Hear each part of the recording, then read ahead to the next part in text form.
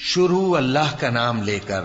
جو بڑا مہربان نہایت رحم والا ہے۔ جب سورج لپیٹ لیا جائے گا اور جب تارے بے نور ہو جائیں گے اور جب پہاڑ چلائے جائیں گے اور جب بیاہنے والی اونٹنیاں یوں ہی چھوڑ دی جائیں گی اور جب وحشی جانور جمع کیے جائیں گے اور جب سمندر آگ ہو جائیں گے اور جب روحیں جسموں سے ملا دی جائیں گی اور جب اس بچی سے جو زندہ دفنا دی گئی ہو پوچھا جائے گا کہ وہ کس گناہ کے سبب قتل کر دی گئی، اور جب اعمال کے دفتر کھولے جائیں گے اور جب آسمان کی کھال کھینچ لی جائے گی اور جب دوزخ کی آگ بھڑکائی جائے گی اور جب بہشت قریب لائی جائے گی،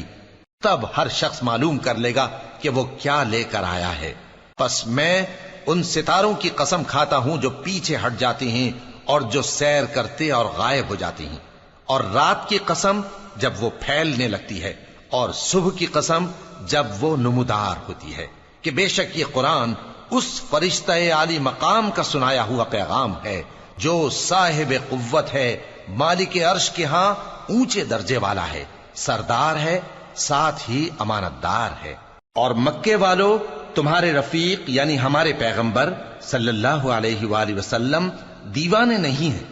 اور بے شک انہوں نے اس فرشتے کو آسمان کے کھلے کنارے پر دیکھا ہے،